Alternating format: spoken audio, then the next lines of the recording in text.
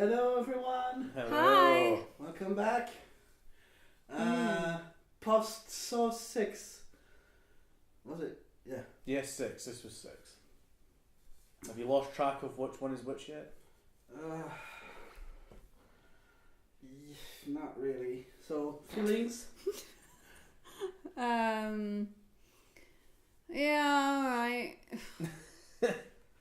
I don't know. I don't know. I liked it. It was alright. I wouldn't be like, go watch Saw 6. I thought this was a surprise return to form for a bit. I mean, after the disaster that 5 has been and how disappointed I was in 4, I actually quite enjoyed this one. Yeah, I think there were like a couple of moments where I was really bored. But I think that's to do with bad acting rather than... I think the script was pretty good.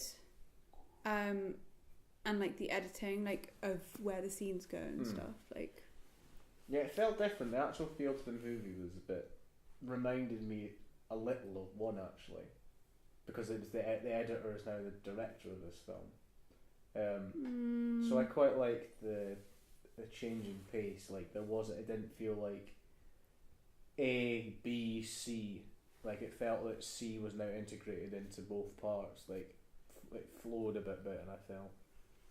Yeah, no, I do agree. Rather than being like, oh, here's a bit of A, here's a bit of B, here's a bit of C. They all kind of like meshed into one a wee bit, which was quite nice for a change. Yeah. Different. Yeah. Doesn't mean it was excellent, but it was... Well, they've done this story before, right? Like, bad guy gets put into a trap with, like, 5 different rooms. He needs to save people, and some people die, and then at the end it's not his game. You know, like, they've done this before, so it's not, like, a whole new thing.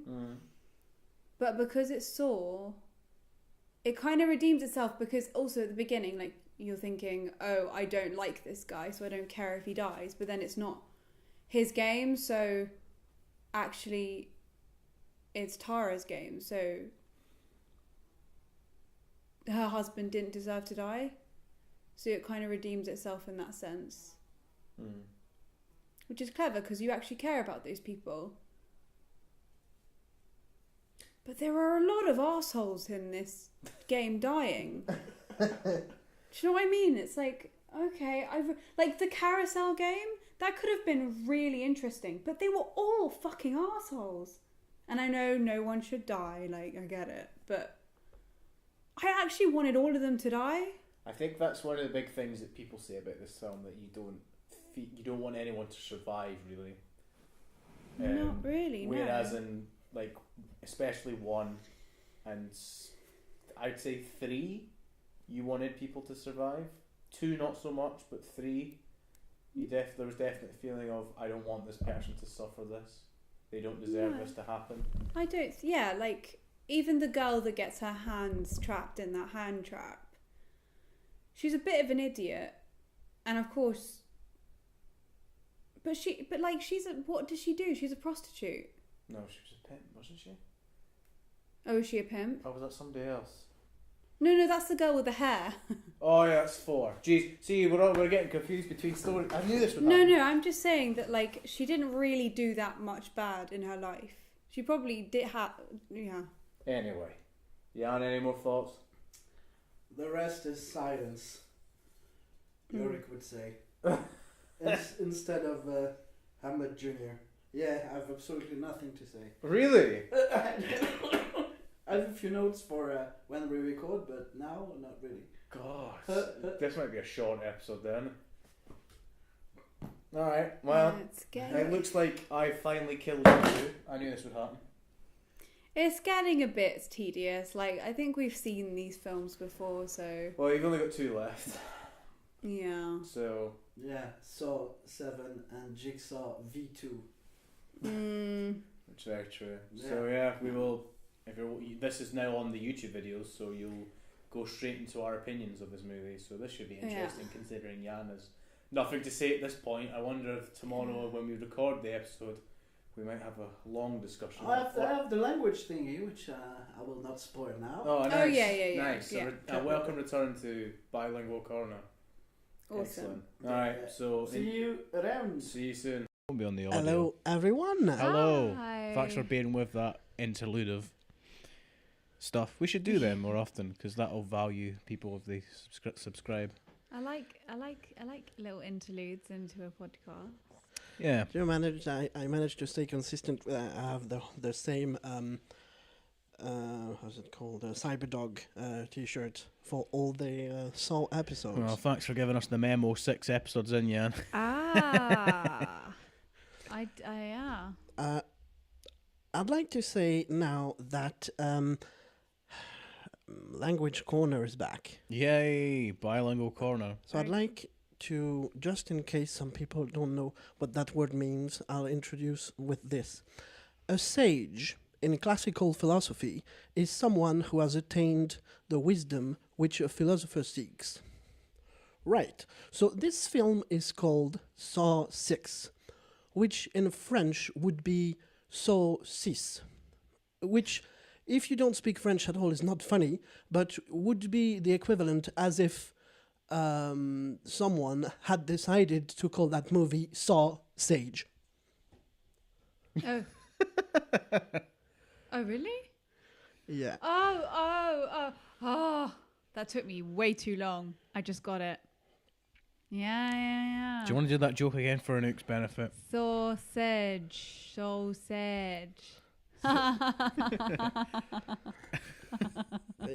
Anouk, so we've lost Anouk already. We're not even a minute in. There's also another one for the next episode also. But did I say that the Quebec equivalent was décadence? I don't think I said that. No, you didn't. You didn't tell us the French Canadian. No. No, that's décadence.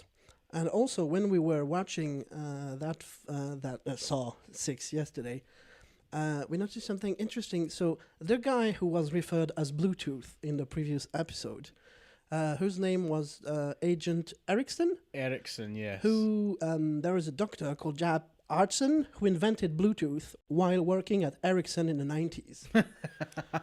That's great. Wow. There you go. Bluetooth. Shall we start off with Anouk's quote of the movie? It's, as we've said so many times in other episodes, that Anouk is the best person to watch any movie with. Me and Anouk saw Venom yesterday as well, which we may do an episode about. We'll see how it goes, see what the schedule's like. But her watching that film was excellent. But in this film, you halfway through went, do you have to be a bad actor to be in Saw? Is this who they get? Yeah. You wanna go off at that point? I think I was basically saying that I don't understand why there's so many bad actors in Saw, but I guess it's because, as Adam then pointed out, that if your agent called you and said, "Hey, do you want to be in Saw 6?" I think most of the top actors are going to be busy. They're just at lunch. We'll call you back. Yeah. Well, think about it. They haven't had a major name since 3, Angus McFadden. Right. Or even 2 with, or 4 technically, but with Donnie Wahlberg. And I mean, you had the 2 actors in Saw 5, I think. Oh, the one that was indexed, thought was going to be indexed. Yeah, and the so- girl you recognise from other TV series. Yeah. She's kind of everywhere, but I think they're a lot. They do a lot of TV series, so they're not going to be as famous as. The thing is, as well, is there's the British to American divide. Although these are filmed in Canada, so in Britain we train for like 3 years. I mean, America doesn't really have drama schools. They have acting studios where it's the kind of the same thing, but they're not in the same. Because everyone kind of focuses in on the dream of being in a Hollywood movie. Like they run off to LA sort of thing. I mean, we sort of have the same thing with running off to London, but we have a lot of emphasis on like training and theatre, whereas in America it's all to do with screen. So I guess that we well, it's always kind of been said that sometimes you consider British people better at acting, which isn't as a general statement, and to be fair, but Well, plenty of American producers take British actors for roles in American movies yeah, it was like because they do great American accents. Those British actors, Idris Elba, yeah. Riz Ahmed's you were right the first time. America. Riz Ahmed. Yeah, but if he's Asian, it would be Ahmed. I don't know. I don't know. Well, I'm sure you. Okay, whatever. Riz Ahmed, right? Was his American accent in Venom was flawless. So like I would never have watched that film and thought, yeah, he's from London. That's true. Oh, okay. Well, but we had Peter Outerbridge in this one. Is he British? Have you ever seen that guy before? Who was he? The very first time I found a VHS with both versions of the movies back to back, in French and in English, was a movie called Kissed, about a girl who was who fell in. Well, it was a necrophilia story. Christ. And he was kind of the love interest in that. But no, I haven't seen him in anywhere. That sounds like a tough. Who was he in this? In what? And so He was he was the guy who the protagonist. the main guy, right? Yeah. Okay, I was just like, who are we on about? Right. Okay. I definitely have seen him before, and I believed him the whole way through. Like I just feel like there isn't very much exciting acting going on. I'm not going to blame the actors for that either. Like that's wholly because it was probably directed that way because they want to focus on the traps. Well, this time we return to in episode 1 we discussed the editor Kevin Gruter, which I couldn't get the name right, and I've probably got it wrong there as well. But he is now the director. He was the editor for Saw 1.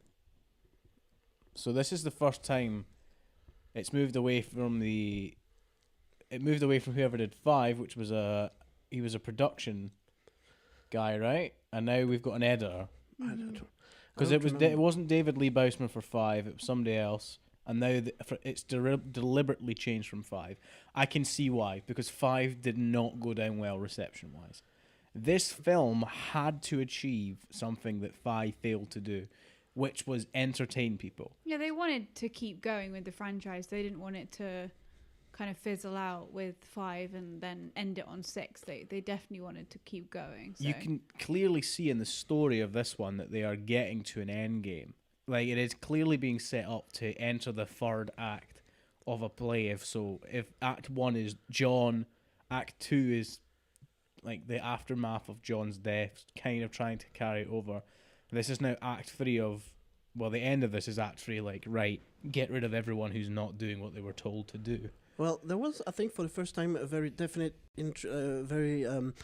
previously in Buffy the Vampire Slayer kind of intro. Which meant on also the fact that they chose to have, the Peter Outerbridge, and who is and what the whole story is basically can work on its own. They gave you bits that you were wondering about in the previous episodes. The box, we get to see her open the box 20 times in this one, so we know that there are 6 envelopes and a trap and plenty of stuff. What did you think about the Merchant of Venice trap? Oh, sweet. Is it Ponch? No, it's not. What was her name? I did a scene with somebody who played that character as well. I can't remember her name. Portia, that's it. Oh God, it wasn't. I even said to Anouk, well, this certainly isn't Antonio and Benvolio here, is it? It was certainly not. But this is a great point. The female actress in this scene was the winner of the reality TV show Scream Queens. Yeah. Which was a contest to find an actress to be in the prize was to this role, and she's quite good. I thought she was pretty decent in the role. Like, she clearly cared about being that horror victim sort of thing. Like, it's a good casting for that one-off character. Yeah, it was good. I definitely believed her when she was shouting at Hoffman in the Aftermath, hospital bed. I thought it was pretty well done.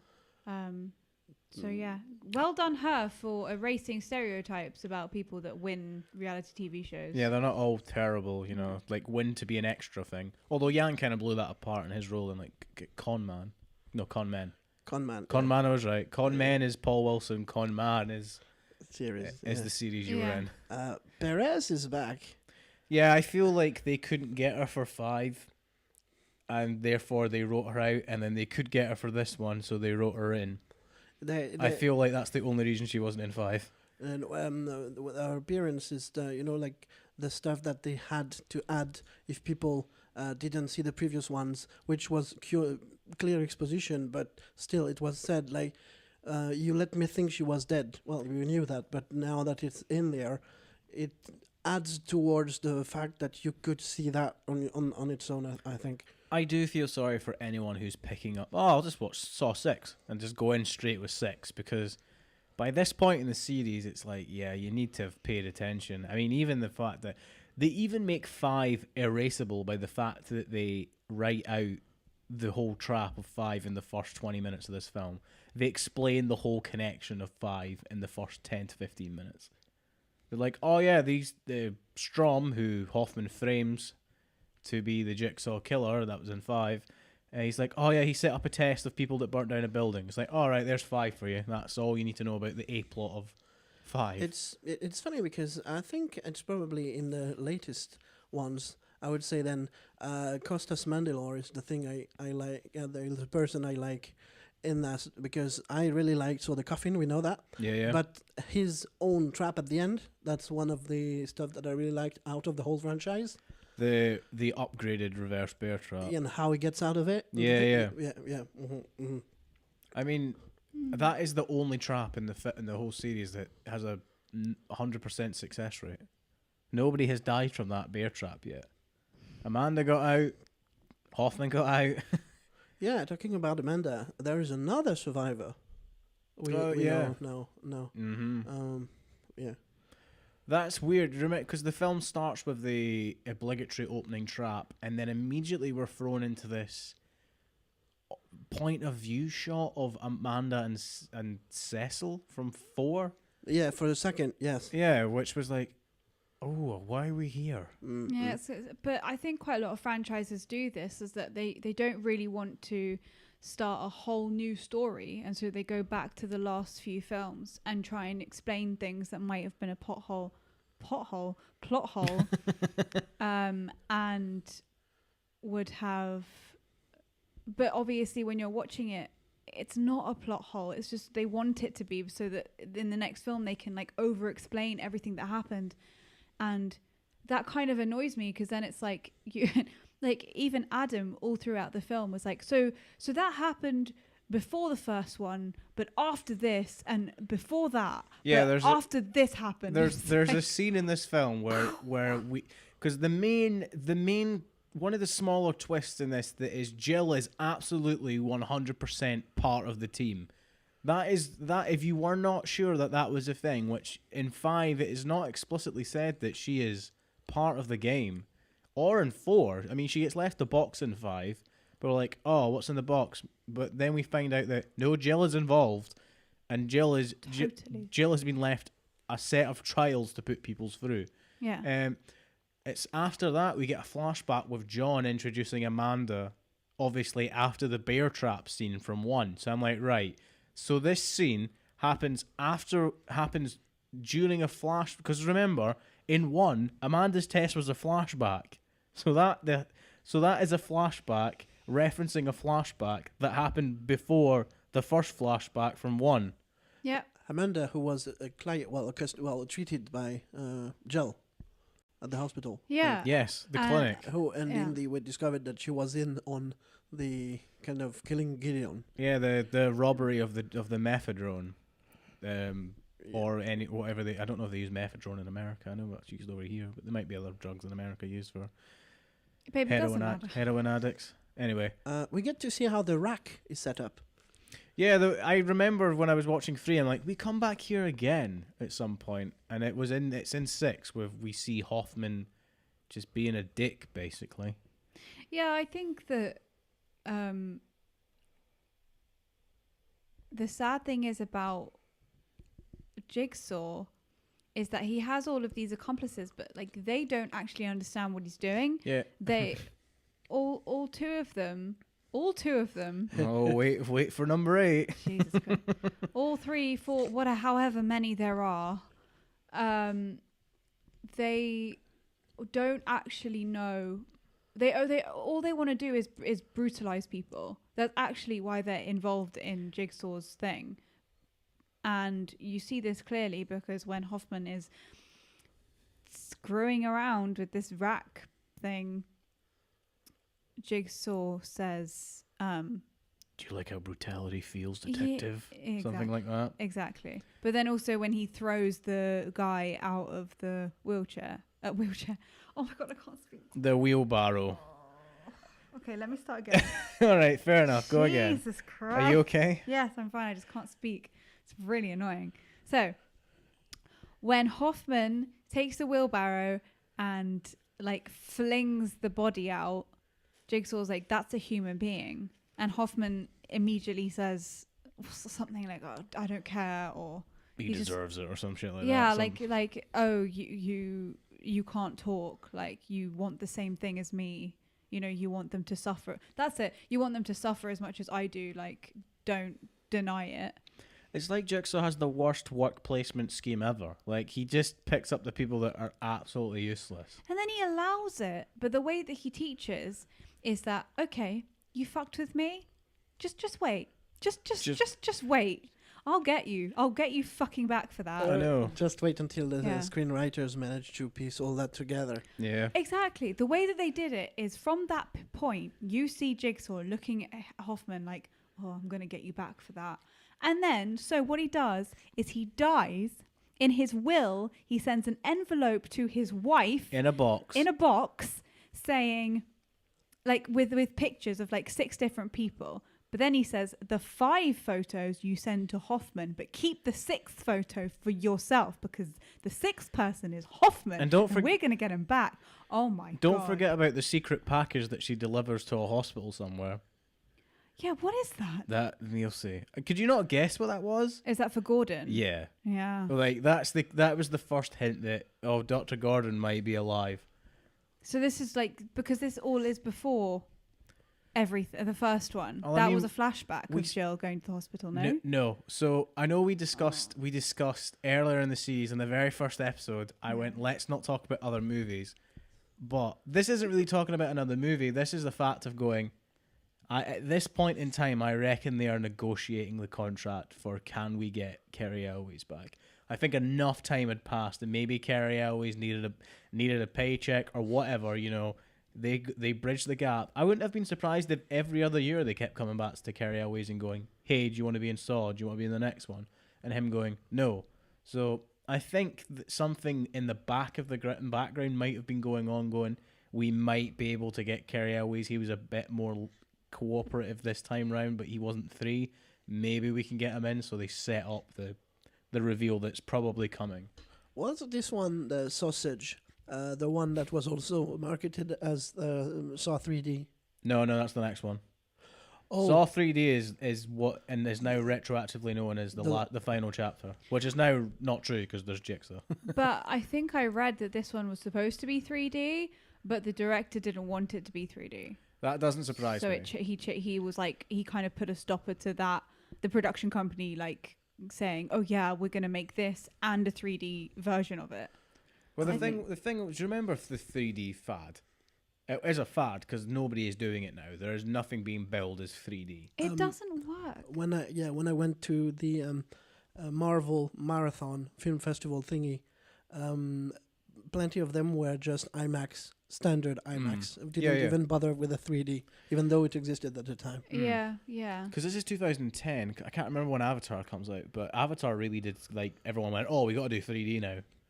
Yeah, but I don't remember when that came out. but it only works for maybe a film like Avatar, and not every film is like Avatar. Well, that's why it did so well, well, because it's like not everyone can be James Cameron. There are two ways you do 3D. You either do 3D, which is to do with depth of field, so like in Avatar, you can see the luscious backgrounds that have been created behind them. Yeah, but Or also in you the- have people swinging around, so it's like, oh, they're going to swing towards you, and it becomes even more like part of your world. That's what I was saying. I was going to say the second thing is that you get the in-your-face 3D popping out of the screen, like, you know, like arcade style sort of thing. Yeah, That's what I was going to say. Which they never really did in the 3D movies, anyway. And I'll give you, let's be honest, if it's a Saw film, I mean, those backgrounds, we don't need to see the depth of like a dusty set, you know, like of a box room or whatever. The 3D would absolutely, and it is used as, you know, in your face, guts flying at you. That's what they would have, that's what they do. We can't talk about the 3D aspect, but I might talk a wee bit about it, because you can see the effects in the next one. Anyway. Well, you know, all the talking about fads, there are now in the UK 3 Screen X screens are just open. Oh, that looks ridiculous. Yeah, it looks gimmicky as fuck. Yeah, and the company who invented that also does the modifications on the film, so that's more money that they get. Money. Yeah, I mean, that's what it's all about. Money. But yeah, and it's just that they adapt what is on the screen. It's not something different, so it doesn't feel something I would... You couldn't shoot like that. For people listening and going, what is Yann talking about? Screen X is essentially they put the screen on like 3 walls, basically, like straight ahead of you, and then on the left wall and on the right wall. It's like a super, super wide shot. 270 degrees, yeah. But it doesn't work, because you have to stretch the canvas. It's like, if anybody's ever, when at school, when they're like, right, I'm going to put this picture, but I want it the size of the whole screen, and you like click the corner and drag it out, the picture looks worse, because you're stretching an image.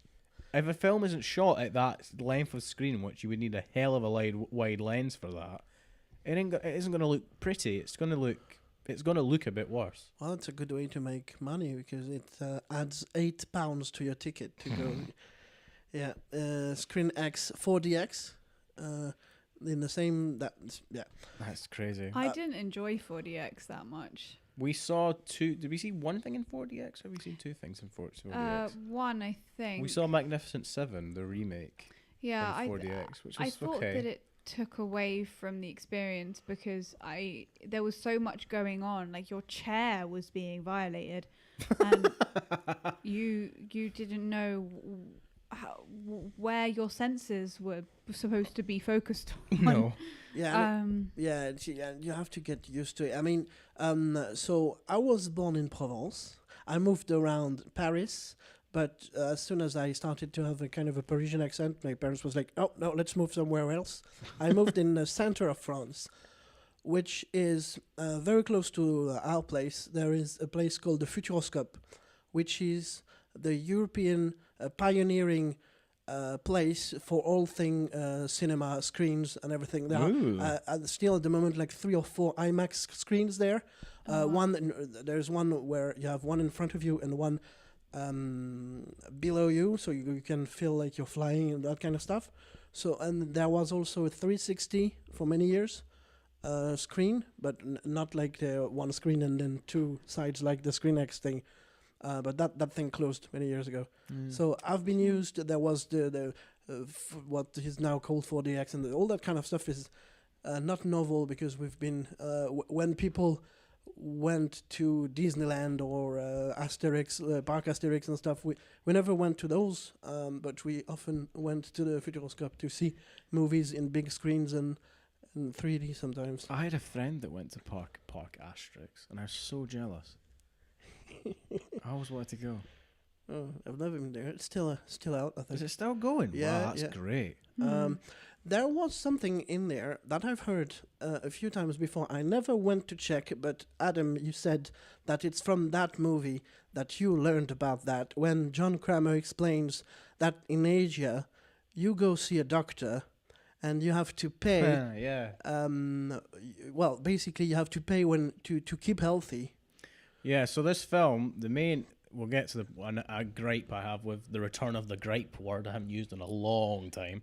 This film features a health insurance manager guy, basically the head of that department, in charge of finding flaws in your health insurance. Now, this is a bit difficult for us to get because we live in Britain and we have free healthcare, but in America, it's a huge deal, and especially when this film came out, it really did play on the fact of like health. I think if this is 2010, then it's a lot to do with the aspects of Obamacare is coming in soon. You know, it's 2 years into the presidency, right? 2008 would have been the first Obama year, right? 2008. Yeah. Yeah, because he left in 14, and then we got. Did he leave in 14? No, he left in 16 because then we got Trump. Yeah. I don't. Well, it's.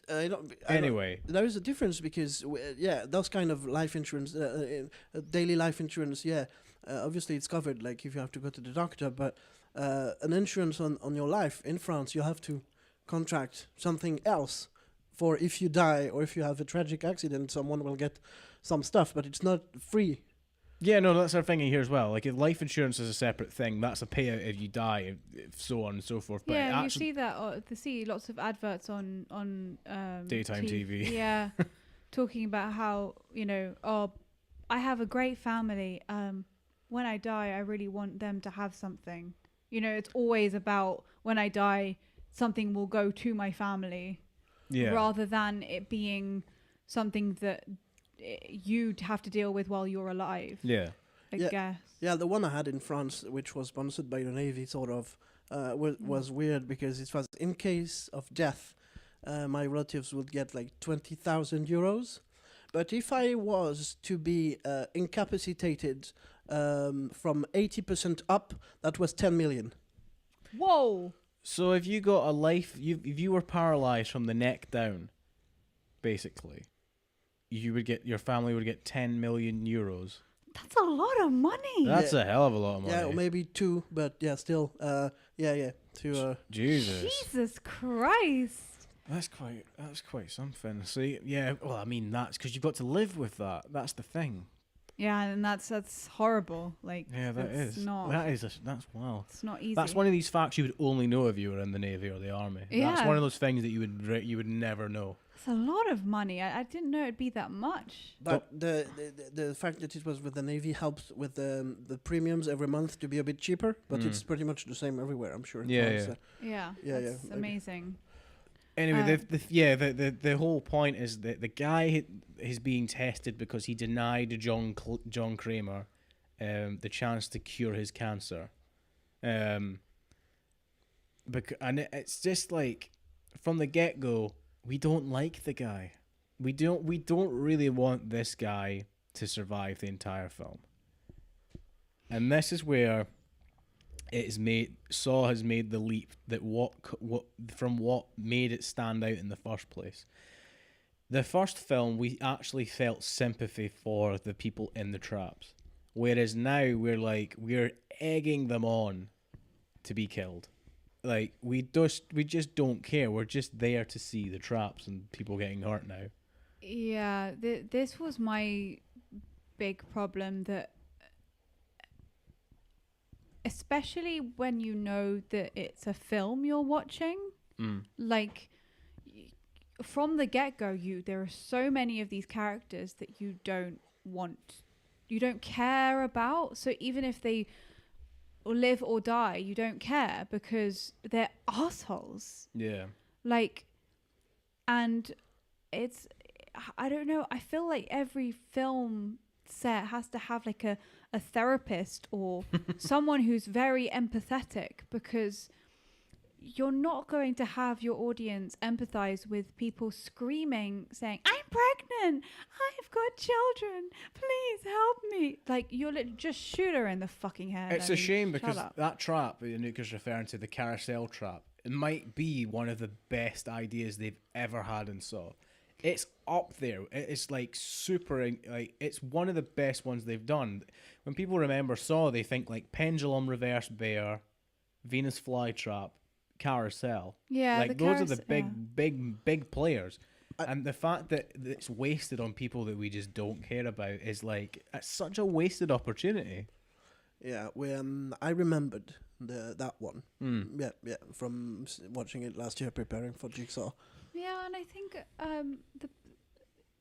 the problem is that there are so many ways that when you're screaming at the screen, like if that person just did that, I might be really upset that person died, or I'd be like rooting for them to get out or something. But I have no connection to. I don't even want them to die, because that at least would have, you'd have a connection to the people on screen. But the fact that you don't care is like, what's it called? Not empathy. The other one. Apathy. Apathy. Thank you.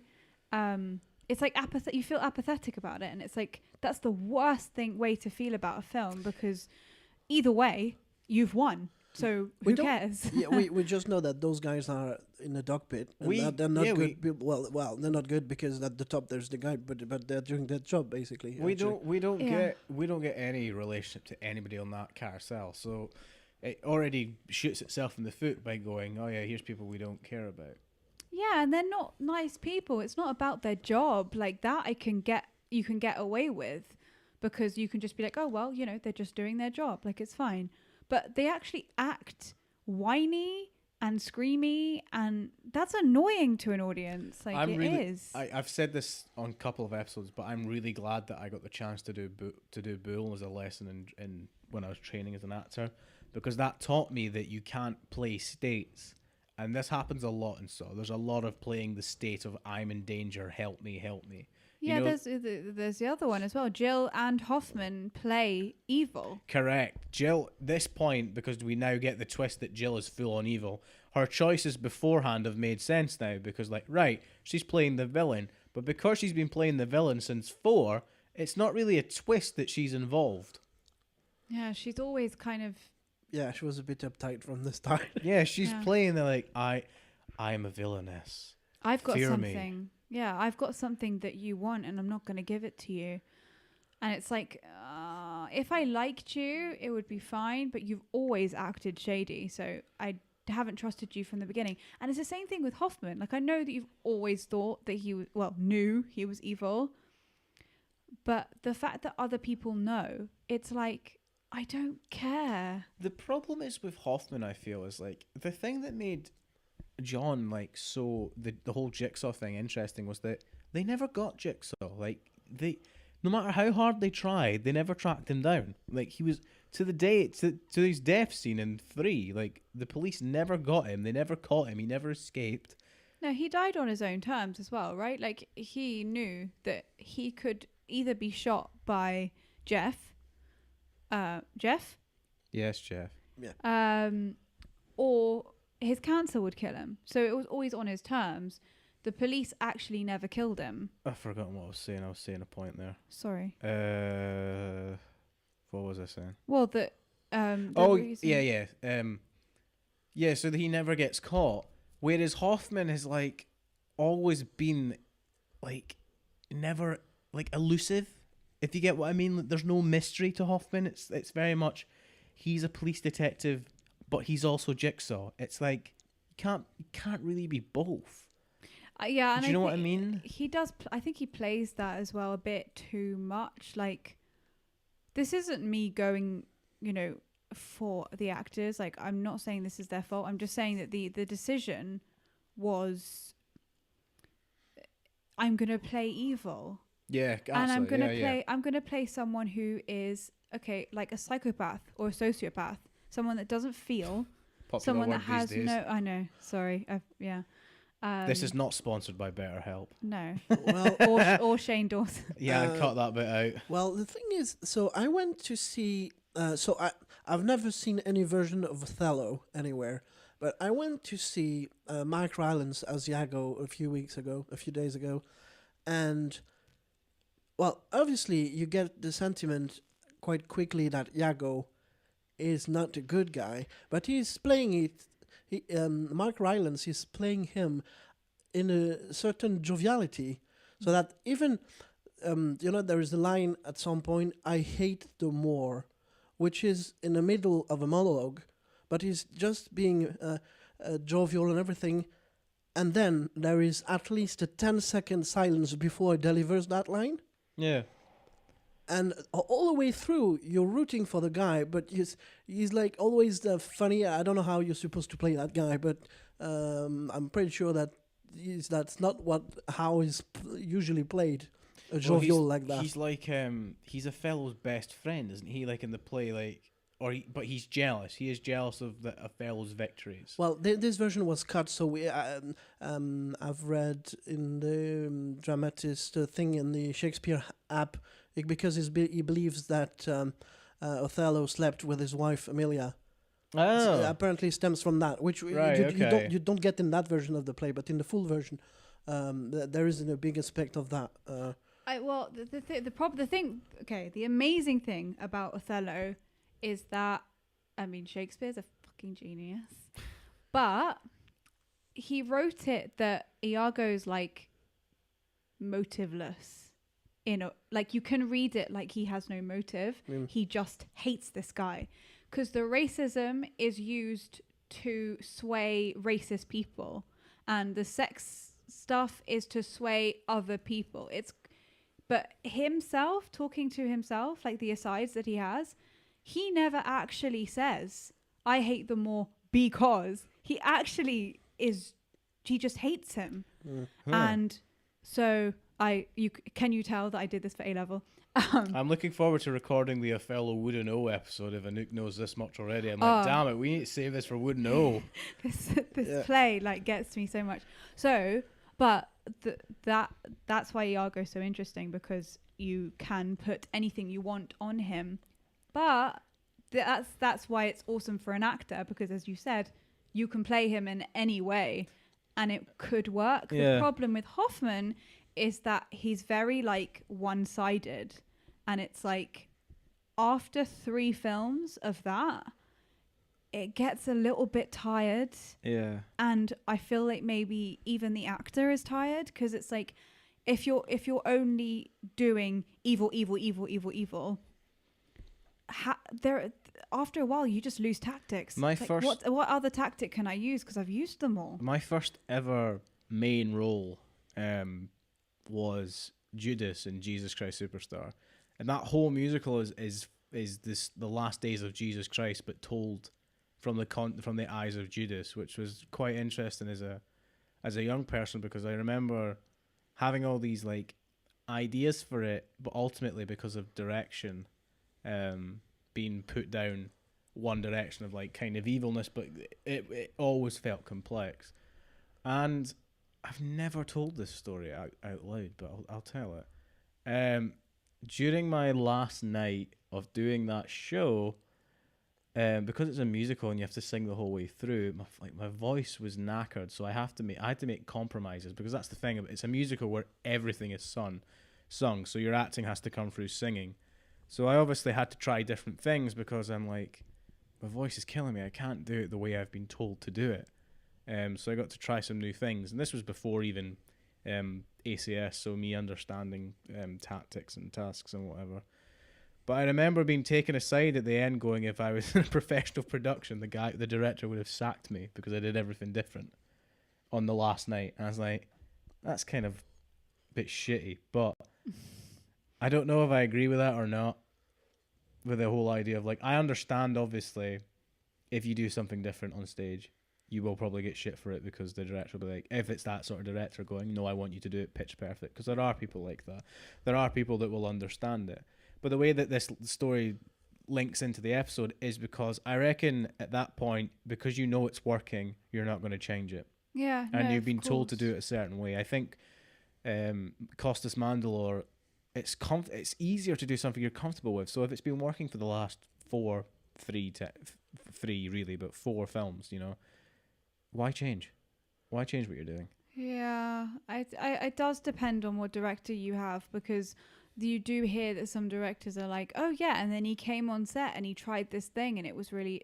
See, when you're in theatre, it's different, because at least in film, you can just be like, do you know what, can we just do another take? Because that didn't work. In theatre, the director literally has to just let you do what you're doing because you're on stage, right? Yeah.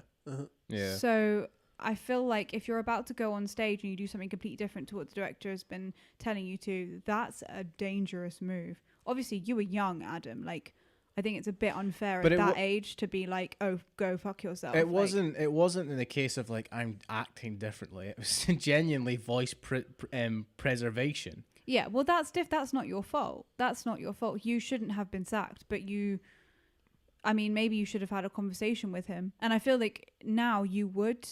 I feel like, especially if you've got the whole show, especially if it's 2 acts, if you have that big an issue, talk to somebody at halftime, change it. You know, yeah, exactly. But at least tell someone, like, don't change it on your own, because as we were saying in an earlier episode, you're part of a whole machine. You're not just yourself. Of course.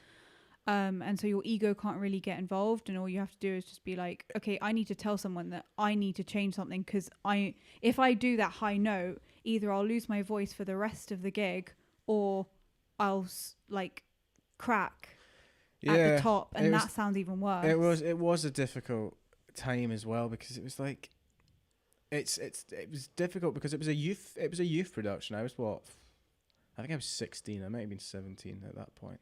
Yeah, that's quite tough to put that like pressure on 16-year-olds.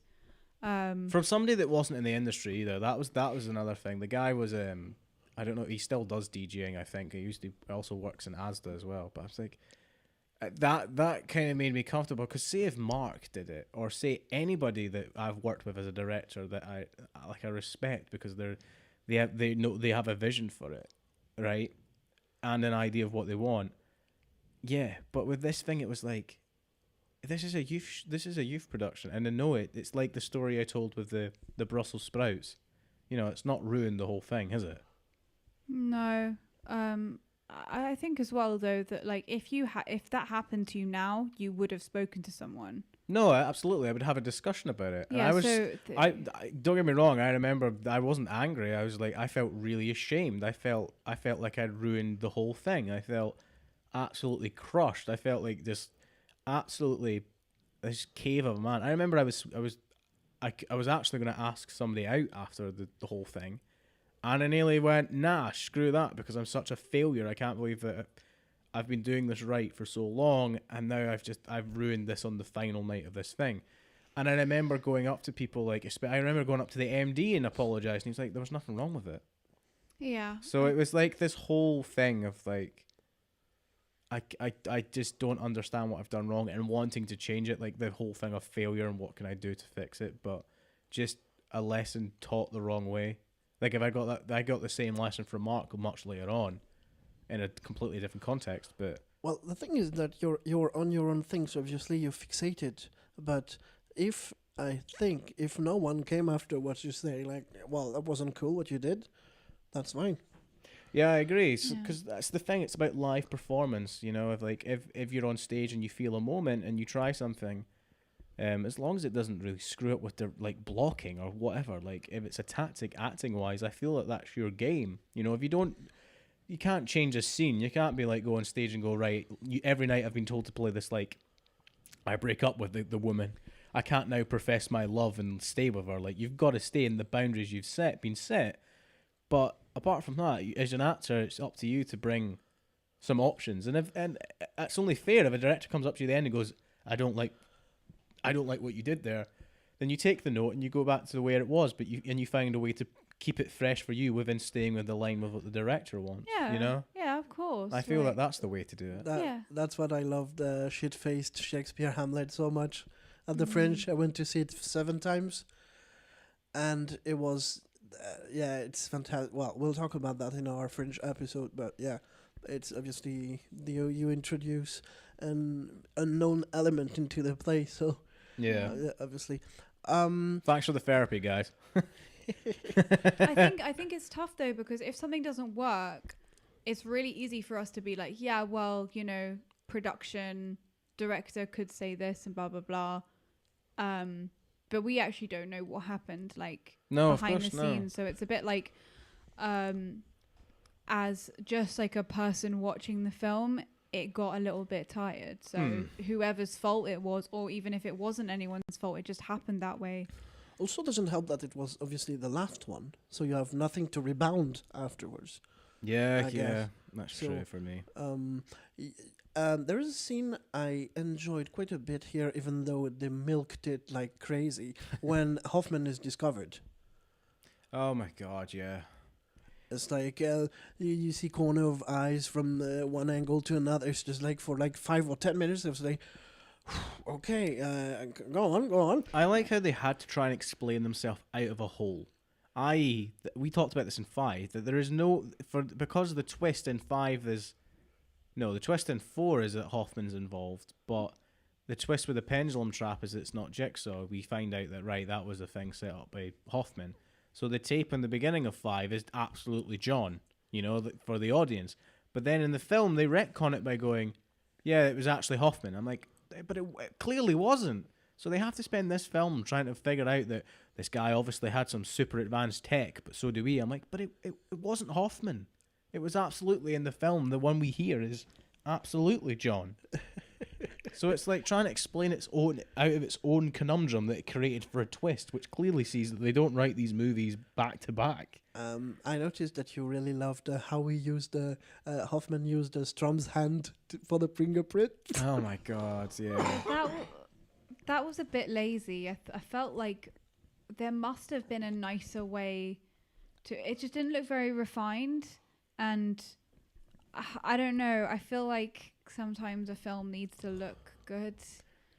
The fact that he then, after being discovered of like, that Strom's dead, like they know Strom is dead, he then frames Strom for killing the detectives. It's like, it's not like they didn't tell anyone, like they've not written it down somewhere, like in an email going, by the way, Strom is dead. Yeah, it is just ridiculous. Shout out to Perez's limbs on that scene, because when he just killed everyone, she had the angles on Perez's legs are just out of this world. And he's like, we had some houses before, and there was twice the same, and now we're in a zoo. What? Yeah, I remember saying that. Like, are we in an abandoned zoo? I remember watching this and listening to another series that did a retrospective on this, saying that they had to look up that it was in a zoo. They only found out via the wiki.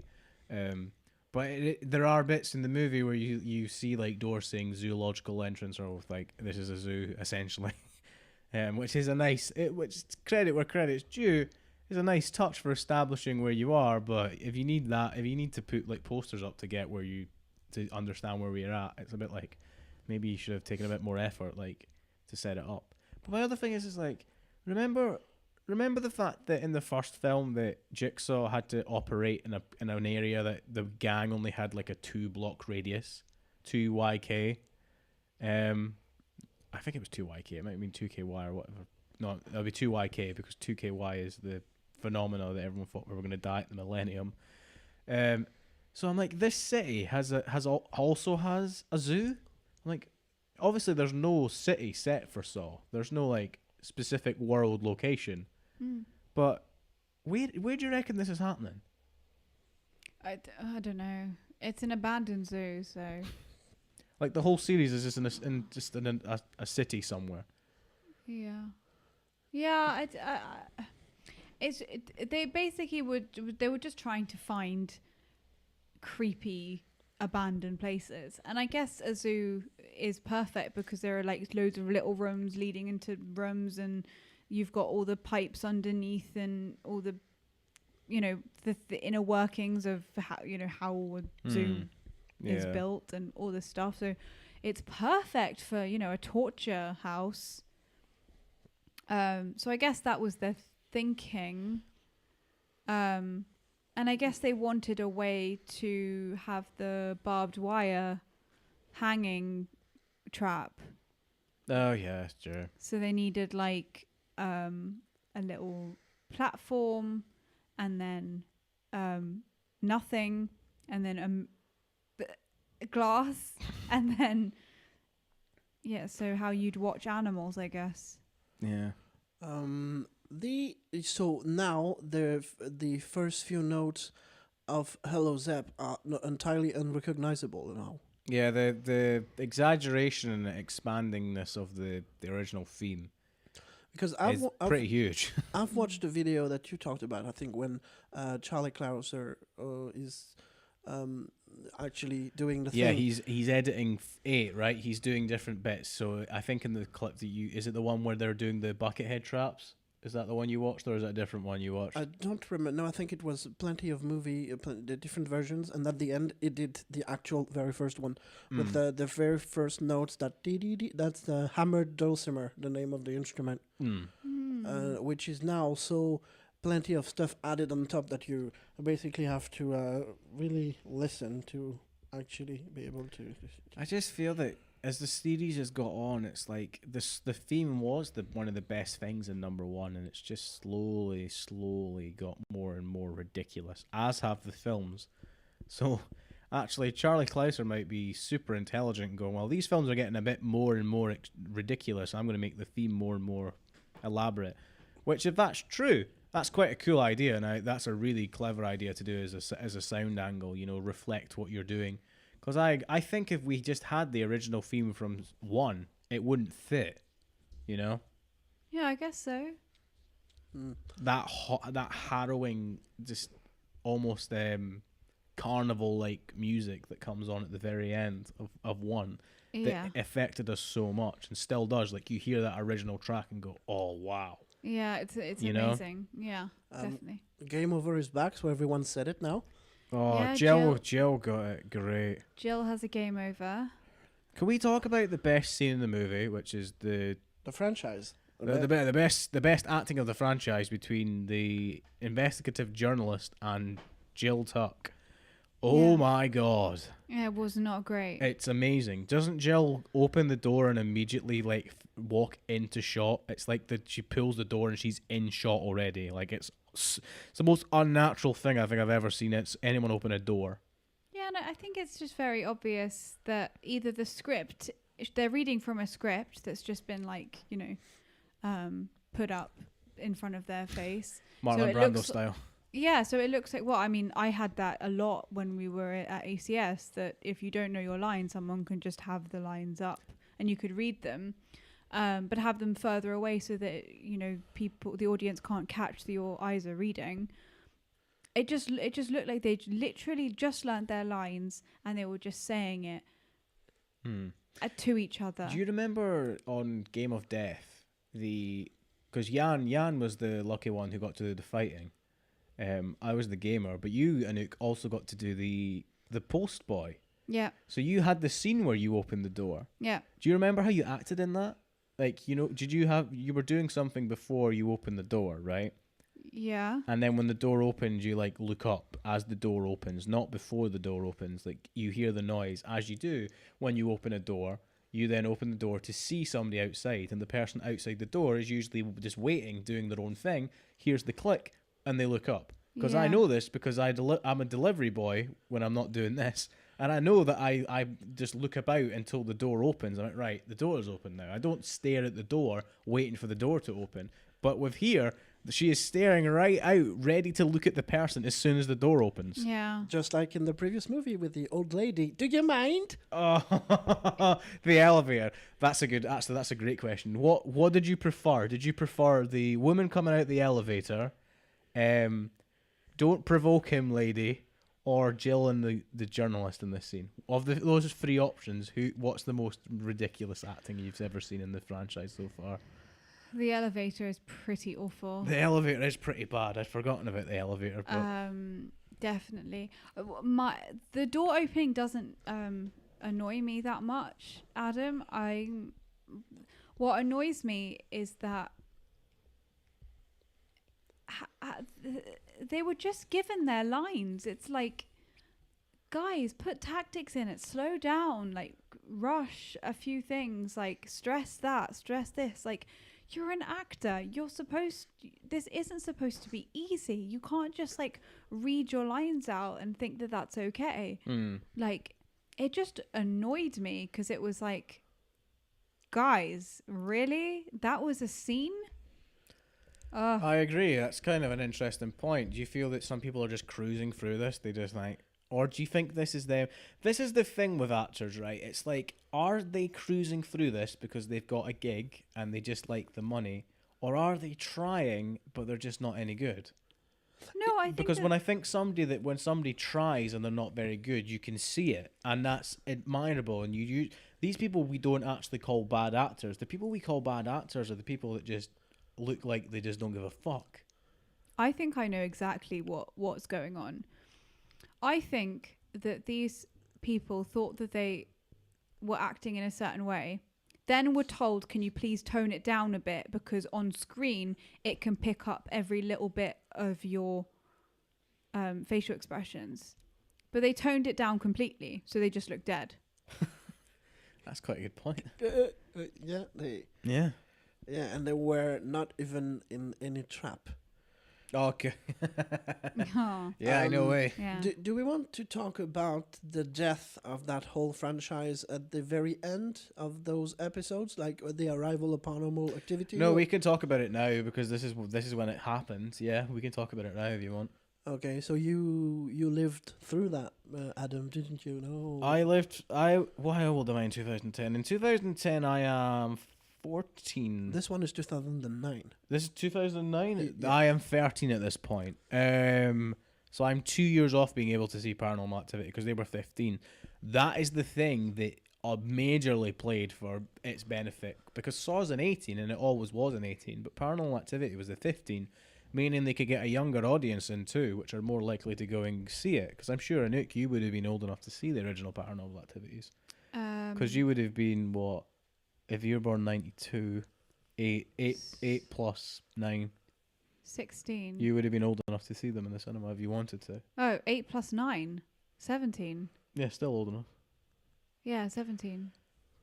But yeah, I mean, I lived through the phenomena, and it was kind of like Paranormal Activity kind of had the same thing that Saw did. You know, like Paranormal Activity 1 just came out of left field, and like everyone was like, "Oh shit, this is really scary," and everyone talked about it. And the fact that Paranormal Activity 2 opened the same year as this, I think, was it 2?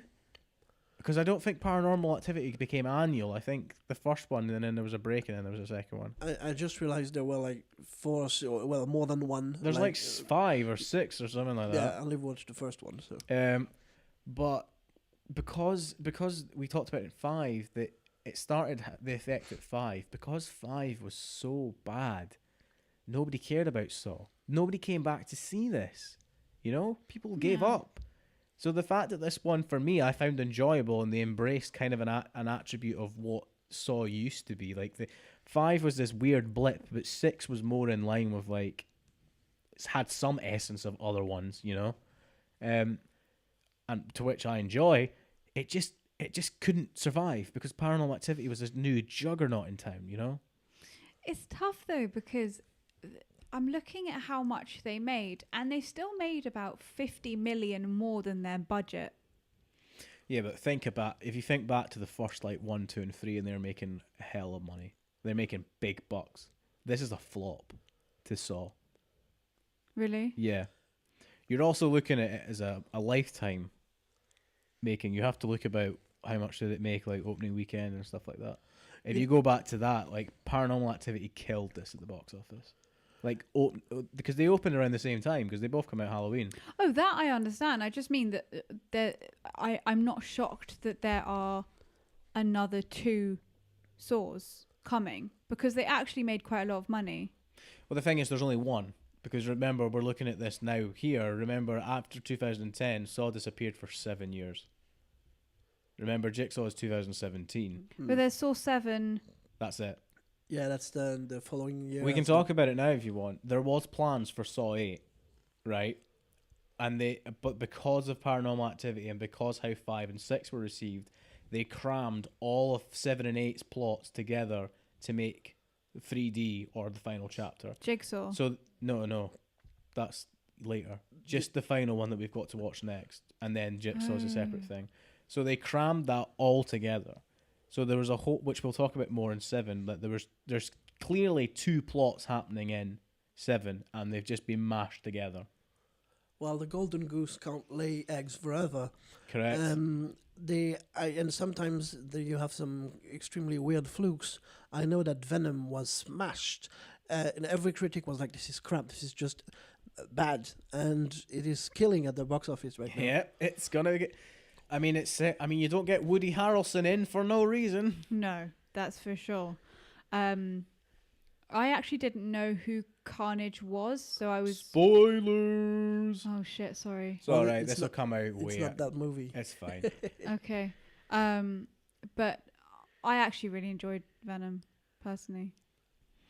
Does anyone else have anything more to say about 6? No, about the film itself.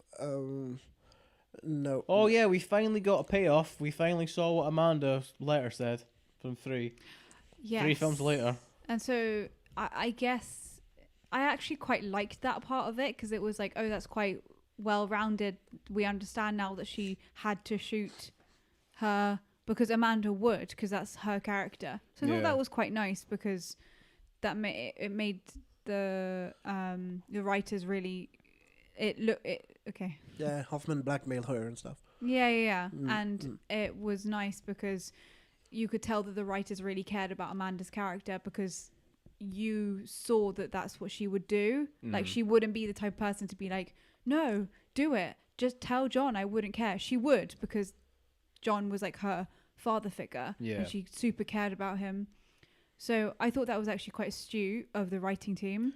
Got a good flashback for Jeff again, though. Jeff has appeared more than Donnie Wahlberg has at this point. I guess. Well, yeah. Jeff was in 3. He was in 4. He was in a flashback of 5 because we saw Strom, and then he's in 6. He's been in 3 to 6. Yeah. Mental. I don't know. I enjoyed seeing the different traps, and there were certain aspects I was like, oh, that's quite clever. It felt different. But the film, I didn't like. It felt different. I mean, having an editor as a director, it definitely had a different feel. I mean, in the last 4 and 5, I've definitely felt like going A plot, B plot, C plot, A plot, B plot, C plot, like coming around in like in a pattern. Whereas this one, it felt kind of meshed together, which I quite liked. It added a different feel for me. I really liked the fact that this didn't play like 5 at all. This felt away from that, which it needed to be. This needed to be different to 5 because 5 just... I don't know if anyone else hates 5 as much as I hate 5, but I just don't like 5. Yeah, I don't like 6. All right, well, that's perfect for me to link into. Unless Yann has anything more to ask. No, I'm ready. We doing good for time? Yeah. Right, so, Anouk, Yann, was Saw 6 good, bad, or just plain standard? Make your choice. Anouk? Oh. I forgot to ask, didn't I? Anouk? I might say that this is bad. Oh. I didn't like this film. It's weird as well because I get your point that connected to 5, it was better. But there's just something about it that it was lazy. It's starting to get tired. It's annoying because I didn't really care about the people that were dying. So it's like, when do I don't know. I feel like because the traps were really interesting, it's easy for me to be like, I really enjoyed it. But actually, I didn't. I feel like, give credit where it's due, but not when it's part of the film. Like, a certain team was really good in the film, but that doesn't mean that I should like the film. Well, that's what I said. But remember, Alien for me is legendary because everyone came together. Exactly. And I feel like a lot of people just didn't... I don't know. I feel like they were just trying to make money. They're just trying to keep it going. They're just milking this, And cows running out of they're milk. whipping the dead horse a little bit. The udders are getting tired. Yeah, and yeah. The horse is dead. The horse is dead. Stop flogging it. Just exactly. Yann? Yeah. Well, I like it more like in a matter of million years than 4 and 5. Yeah. And for this one, because in 4 and 5 I talked about how I could not talk about as a standalone. This one, I probably prefer the fact that I'll probably prefer the version like in its own, a bit more than the as part of the franchise. So I would say that the as part of the Saw franchise, the high standard. Right. No, it's a standard, and as on its own, it's a high standard. All right, so we're in the just plain standard category with the up the top. For me, I did enjoy this film. I think I have a soft spot for this film because I think this was because 5 is so bad, and I'd forgotten how boring 4 was. Like 4 was really boring, but 4 was trying to be 3. You know, like it's still trying to capture the essence of what the other films did, and 5 tried to move away but didn't do it well enough. But this is kind of the Goldilocks of 4, 5, and 6. You know, this one's just right. This is just enough, not like the original 3, so it stands on its own, and just enough like it that you care. But the thing that I like the most about this film is, again, Tobin Bell. Tobin Bell in this film is really good. In fact, Tobin Bell is in this film a lot more than he was in 5 and a lot more than he was in 4. He's really used back to bring back because they realise that Tobin Bell is what people are coming back for. They're not coming back for Costas Mandylor or Jill Tuck's character. No, Jill Tuck is the character. Where do I rate this? I mean, I agree with Anouk. This is a bad movie, but it's a guilty pleasure for me. So I would say this is a bad with a flair of enjoyable. I don't think it's just plain standard because I would rather watch this than Jumanji Enter the Jungle. In my own mind, but to me this is quite bad. Okay, so that leads me, since we jumped off at 5, would seeing this film make you want to see the next one? I.e., you saw this on an off chance and went, I'd quite like to get back into Saw. Anouk? No, definitely not. Yann? Well, I quite like Costas Mandylor, so probably solely on that I would like to see what happens to him next. But that's the only reason. All right. I hate him. I don't know. I think he has the perfect face for the job. I agree with that. Oh yeah, I do agree with with that. I do agree with that. I don't think anyone else could have done this part because it's quite a one-sided part. So I do, hats off. I've been kind of grueling toward him, but it's not. I'm not against him. I just feel like he's had quite a lot of the same stuff to do, and it's like, I don't know. I think that is my flair. Like flogging a dead horse. I'm a little bit done because we keep on bringing Paranormal Activity back in. I keep on thinking about the feeling that I had watching that film, and it's not the feeling that I'm having with Saw 3, 4, 5, 6.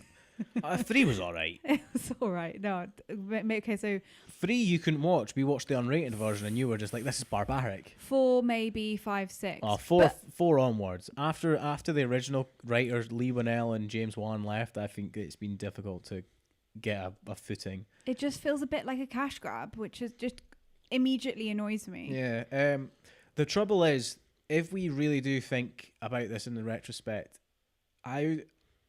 none of the ones that have followed, and we'll talk about this at the end of the next episode, to the original, you know? If you look with that flair in mind of remember that's how good Saw 1 was, you know? Yeah. Saw 1 had its flaws, but overall, it really worked. Well, you know what has me excited actually, and knowing that James Wan directed the first one and co-wrote it, is to see what happens with Aquaman. Yeah. Because he's directing that. Oh. Yeah, it looks like CGI as fuck in the trailer, but yeah. You never know. Mm-mm. Well, that brings us to the end of Saw 6, leaving us just 7, and then revisiting with Jigsaw. The Jigsaw review might be shorter than usual because we have talked about it before, but we will address things that we didn't talk about in that film. So we'll be able to talk more at length about other things and within retrospect of what we've talked about in the previous 7 episodes. Yeah, at the time of this recording, this one we just talked about, 6, 7, and Jigsaw are on Netflix. Yes. At the time of this recording. Yeah. But yeah. In the UK. Yeah, in the UK, indeed. So thank you for listening, watching, being there, existing. Yeah, cheers. Yeah, very I hope cool. you're. I hope we're still keeping you entertained, even if we're on number 6. Don't worry, we're nearly there of the Saw extravaganza. So this was Sage. Sausage. But we were. Adam. Anouk. And Yann, bye-bye. Bye. Bye. Thank you for listening to another episode of the Good, the Bad, and the Just Plain Standard podcast. If you like what you heard, you can leave us a review via iTunes. If you want to keep up to date with what we're doing, you can check us out on Facebook and Instagram at Good, Bad, Standard Podcast on both platforms. If you fancy seeing the live streams that we talk about on the podcast, they can be found on youtube.com. You search for Milk in a Wineglass. There are other bits and bobs on there too, just to see what Yann's up to during the week. And if you really like us, like really, really like us, why don't you head on over to patreon.com/goodbadstandardpodcast and have a look if you want to support us. Any small donation is appreciated.